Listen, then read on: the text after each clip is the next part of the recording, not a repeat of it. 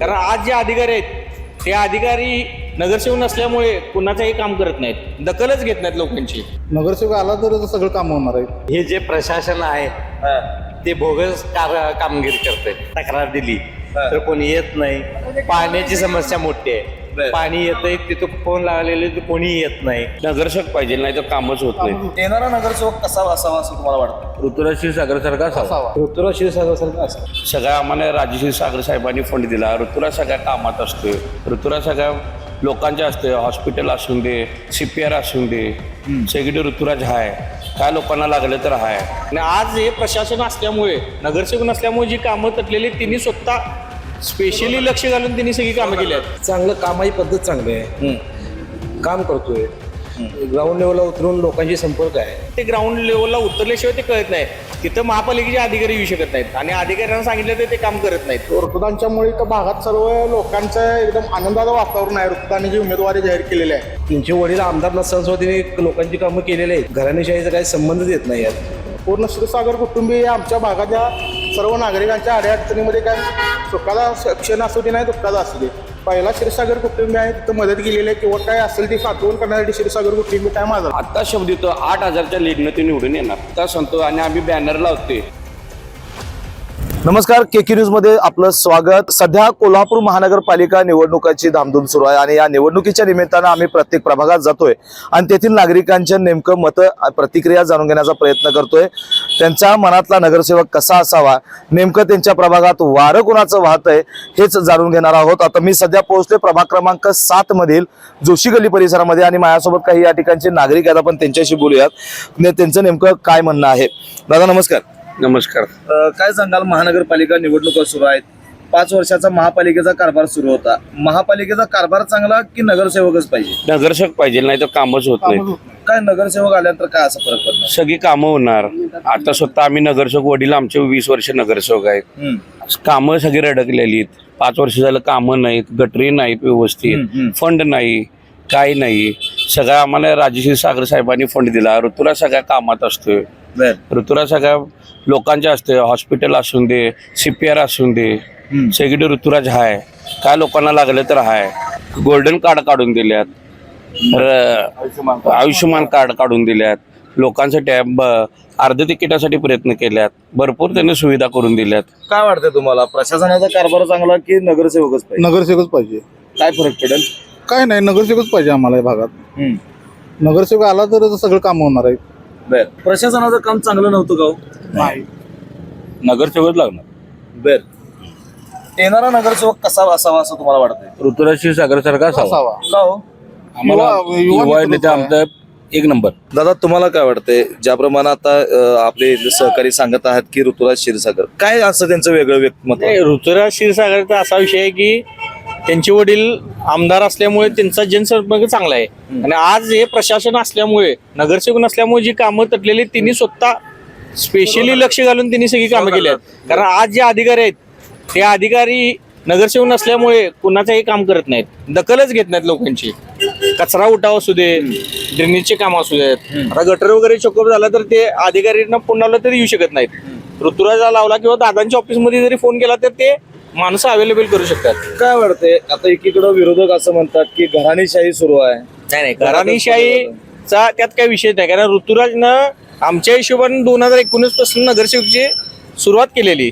त्यामुळं एक 6 वर्षाचा हा पिरियड आहे. त्यामुळे असं म्हणू शकत नाही की ते घराणेशाही आहे. 6 वर्ष म्हणजे भरपूरच झालं. बरोबर. त्यामुळं असं म्हणू शकत नाही की आपण ते घराणेशाही आहे. ते आणि लोकांच्यात मिसळून असल्यामुळं लोकांनी त्याला आम्हीच उभा केलाय. आमचे पण वडील 20 वर्ष नगरसेवक होते. आम्ही स्वतः त्यांना चान्स दिलाय की तुम्ही ते करू शकता, आता कॅपेबल आहे. त्यामुळं आम्ही लोकांनीच त्यांना उभा केले. काय वाटतंय तुम्हाला? घराणेशाही बद्दल तुमचं काय म्हणणं आहे? विरोधकांकडून घराणेशाही ते करायला करतच होते. तो काम करणारा पोरगा आहे. सगळ्यांच्या बरोबर सगळं नम्र आहे, स्वच्छ आहे, निर्व्यसनी पोरगा आहे. आणि काय तुम्हाला पाहिजे आहे? गेलं की लगेच येतोय, कॉल मारला की येतोय, सगळ्यांच्यावर नम्रतेनं पाया पडतोय. कामं करत नाही असं ठीक आहे, कामच केलं नाही असं म्हणता येत नाही. सगळी कामं करतोय, लोकांचे सगळ्यांचं हे करतोय. आता शब्द येतो 8,000च्या लीडनं ते निवडून येणार. 8,000च्या फरकानं ते निवडून येणार. इतका कॉन्फिडन्स तुम्हाला आहे. मात्र आता इतके जर या सगळ्या घडामोडी बघितल्या तर आपल्या इथं फरक पडेल असं म्हणतात. नाही फरक पडणार नाही. 8,000च्या लिहून ठेवा आत्ता सांगतो आणि आम्ही बॅनर लावतोय 14 तारखेला 8,000 ते निवडून येतोय. नगरसेवक आता जो येणार आहे आपला 4 नगरसेवक निवडायचे. 4 नगरसेवक निवडत असताना त्या नगरसेवकाकडनं काय अपेक्षा आहेत? काय नाही, काम चांगलं व्हावं एवढंच. ऋतुराज क्षीरसागर आता या मतदारसंघात उभे राहिलेले आहेत. आपल्या भागापुरतं त्यांचं फक्त जनसंपर्क आहे म्हणतात, बाहेर काहीच नाही. नाही, सगळीकडे आहे, जाईल तिथं आहे. हा? हो, दादा काय वाटतंय येणारा नगरसेवक कसा असावा? ऋतुराज क्षीरसागर सारखं असं का हो? चांगलं कामाची पद्धत चांगली आहे, काम करतोय, ग्राउंड लेवलला उतरून लोकांशी संपर्क आहे. सगळी पदं फक्त आपल्याच घरात पाहिजे असं त्यांचं क्षीरसागर घराण्याचं आहे. असं काही नाही. त्यांचे वडील आमदार नसताना सुद्धा त्यांनी लोकांची कामं केलेली आहेत. हा. त्यांचं काम आहे, लोकांचे ग्राउंड लेवलला जनसंपर्क आहे, चांगला आहे. बर. घराणेशाहीचा काही संबंधच येत नाही यात. नवीन एखाद्या कार्यकर्त्याला संधी द्यावी असं म्हणतात, त्यांच्या निष्ठावंत कार्यकर्त्यांना संधी द्यावी म्हणतात. दादाने आम्हाला संधी दिली ती दोघा भावापैकी एक उभा करा, तर आम्हीच म्हणलो तो 6 वर्ष झटा लागलाय, त्यामुळे आम्ही त्याला देणं गरजेचं आहे. कुठे तर त्यासारखा पोरगाच नाही, काम करणार आहे, कुठलाचा दबाव नाही, काय नाही, लोकांच्या बरोबर संपर्क पूर्ण आहे त्याचा. तुम्ही माझीच नाही सगळ्यांची बाईट घ्या. कोरोना काळात त्यानं काम केले, लोकांना किट सगळ्यांना वाटले, त्याने किट वाटले. तुम्हाला तो एक फोन मारला CPR मध्ये सगळं काम करते, लोकांना मदत करते, काय लागली काय नाही. काय नगरसेवक आला म्हणून ते काय करत नाही. आता आम्ही खुशीनं गजगेश्वर परिवार त्याच्याबरोबर आहे.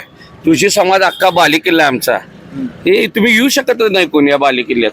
या बालेकिल्ल्यात खरं तर येऊ शकत नाही असं म्हणतात की इथं ऋतुराज क्षीरसागर यांचं एक पारडं जड आहे असं आता यात क्लिअर झालं. एक मिनिट थांबा जरा. जसं आपल्या सहकार्याने सांगितलं की या ठिकाणी ऋतुराज क्षीरसागर यांनी भरपूर कामं केलेली आहेत. हॉस्पिटल असेल, कोरोना काळ असेल, भरपूर कामं त्यांनी केलेत. तुमच्या मतानं ठीक आहे, चला. पण मग यासाठी नगरसेवक पदच कशाला पाहिजे? नाही, नगरसेवक पद असेल तर गल्लीबोळातली कामं हा दुसरं कोणीही करू शकत नाही. याच्या अगोदर आपण पण बघितलं आहे की नगरसेवक पद असेल तर तुमची कामं होतात. आता आज तुमचे जर आज ज्या आपले भाग आहेत ना, एकदम दाटीवाटीचे भाग आहेत, तिथं लोक ते ग्राउंड लेवलला उतरल्याशिवाय ते कळत नाही. तिथं महापालिकेचे अधिकारी येऊ शकत नाहीत आणि अधिकाऱ्यांना सांगितलं तर ते काम करत नाहीत. त्यामुळे ते नगरसेवक पद असेल तर ते आपल्या भागाचा विकास होणार. असं म्हणतात की नगरसेवक निवडणुकीपुरते यायचं, मतदान मागायचं आणि 5 वर्ष परत गायब. नाही, ज्यावेळी दादांचा पराभव झाला त्यापासून दुसऱ्या दिवशीपासून दादा पण कामात सतत आहे आणि ऋतुराज त्याच्यापेक्षा फास्ट आहे. असं पण नाही की त्याच्याकडे नगरसेवक पद नसताना त्यांनी कामं केलेले आहेत. त्यामुळं आता नगरसेवक आलं तर त्याच्या डबल काम होईल. म्हणून आम्ही त्यांना जाहीर सांगतो की ऋतुराज 1,00,000% येणार निवडून. दादा नमस्कार. नमस्ते. काय महानगरपालिका निवडणुका सुरू आहेत, काय वातावरण आहे इकडं? आमच्या इकडे वातावरण म्हणलं तर क्षीरसागर कुटुंबीय ते गेले 20 वर्ष झालं आमच्या सर्वांच्या संपर्कात आहेत आणि ऋतुदानच्यामुळे इथं भागात सर्व लोकांचं एकदम आनंदाचं वातावरण आहे. ऋतुदानी जी उमेदवारी जाहीर केलेली आहे, उमेदवारी जाहीर केली, फक्त कार्यकर्त्याला डावलून घराणेशाही मग फक्त म्हणून उमेदवारी. घराणेशाही असं म्हणताना नाही, तर ऋतुदानचं तुम्ही काम बघितला तर प्रत्येक गल्लीबोळात त्यांचं काम आहे. प्रत्येक गल्लीबोळातल्या प्रत्येक आमच्या इथं वरपर्यंत तुम्ही गेला, कुठेही तुम्ही जाऊन गल्लीत त्यांचं पर्सनली घरटी संबंध आहेत. त्यांनी 20 वर्ष झाली.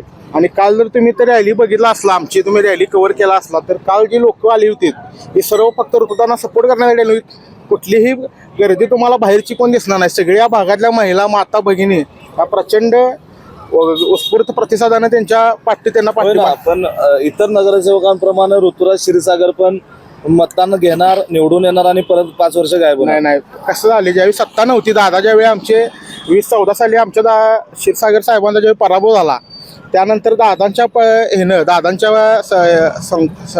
सहकार्याने त्यांनी या भागात 5 वर्ष आपला फ्लो कायम ठेवलेला आहे कामाला. म्हणजे आम्हाला असं वाटलं नाही की दादांचा कधी पराभव झाला आणि आम्हाला काय बाबा काम आमचं अडलं. कोणाचं ऑपरेशन असू दे किंवा आमच्या गटरीज असू देत किंवा कुठल्या दवाखान्यात कोणाचे ऑपरेशन असू देत किंवा कुठल्या कार्यकर्त्याचं महानगरपालिकेतलं काम असू दे किंवा कुठल्या माता भगिनीचे पेन्शन असू दे, नाही काय पण असू दे, त्यांच्याकडे आम्ही एक फोन केला की त्यांच्याकडनं आमचं डायरेक्ट त्यांची यंत्रणा कामाला लागून ते काम आमचं स्टडीला नेल्याशिवाय ती शांत बसत नव्हती.